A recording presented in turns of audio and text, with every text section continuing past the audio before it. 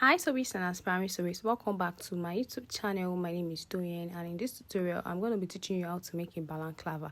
A balaclava is used to protect oneself from wind, from cold and from dust. I'm dedicating this to one of my subscribers, so if you're interested you want to keep watching the video till the end. To begin with, we're going to be working with this cotton fabric here, which also has a towel back. The towel back is the one that has the navy blue color, which is what you can see on your screen. So I have two pieces of that. So the first thing we're going to do here is to work with the first pieces. I placed it on the fold just as you can see on your screen. Then the next thing you want to do is to take the measurement of the length for your cap. So the measurement for the length is the length measurement I'm going to work with is 20 inches. Then I'm going to just go ahead to mark 20 inches. Then mind you, this 20 inches also includes the folding allowance and the seam allowance. So I'm just going to go ahead to mark 20 inches, which is what you can see me do right here. So this is the 20 inches marked. So I place it on the fold, and then I'm going to go ahead to measure 5.5 inches. Now the total circumference measurement I need is 10 inches. So I added half inch for seam allowance. So I'm just going to measure 5.5 inches on different angles. So by the time I spread this out, we're going to be having 11 inches. I hope you understand. So I'm just going to connect these lines together and then cut out what we have here.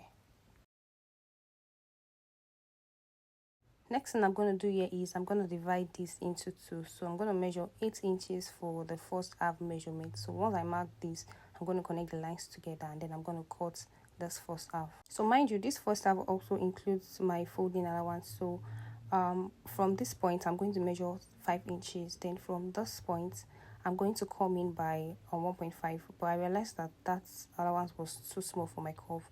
So I came in a little bit further. And then what I have here is 2.5. So I came in by 2.5 to mark my curve. So just make sure that your curve is quite curvy. Next is my dart allowance. So I came in by 0.5 here. Then I came down by 3.5. Then I connected this point towards the other point here. So all you just need to do is form a sharp dart. So I'm just going to cut out the curve that we have here. And then the next thing you want to do here is to notch the center point where the dart is going to be.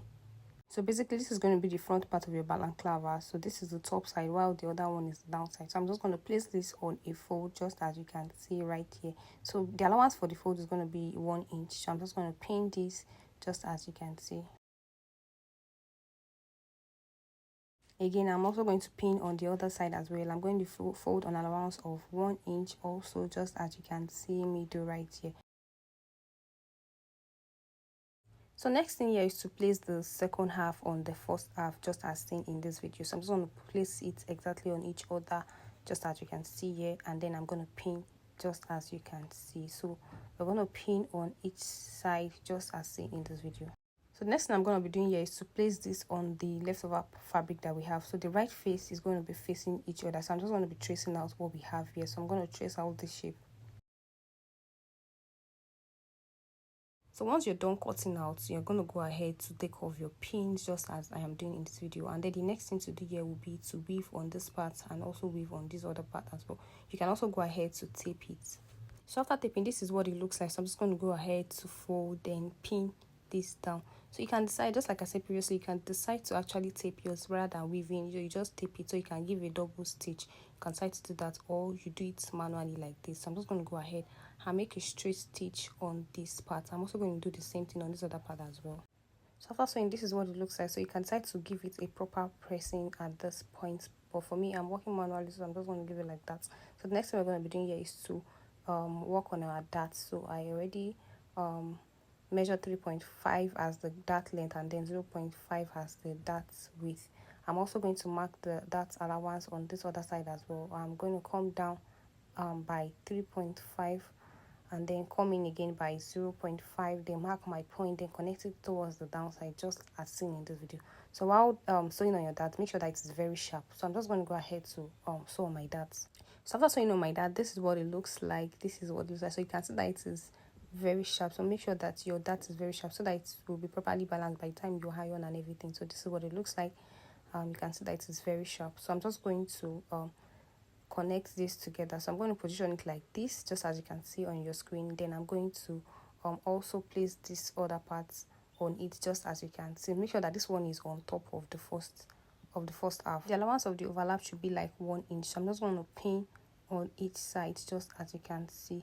So remember how you overlapped it previously while you wanted to cut the other side. So that is what you should also repeat here, so you can see that it is equal. So I'm just going to sew round this cap just as seen in this video. So after sewing, this is what it looks like. Just like I said previously, I'm sewing manually, so you can decide to actually make a straight stitch round, or you actually use the overlock machine to weave it round. So I'm going to turn this over to the right face, and this is what we have. So I noticed the top side of my cap is not curvy enough, so I'm just going to go ahead to adjust that to make sure that it is very curvy, and then I'm going to be folding this round just as illustrated in this video. So after adjusting the curve and making a fold, we have our balaclava ready. So you can see that the cuff side is quite different from the previous one. So just make sure that it is very curvy so that it can fit into your head properly. So if you're going to be trying this, please kindly let me know in the comment section, and please don't forget to subscribe to my YouTube channel, like this particular video, comment, and I will see you again in the next video. Bye.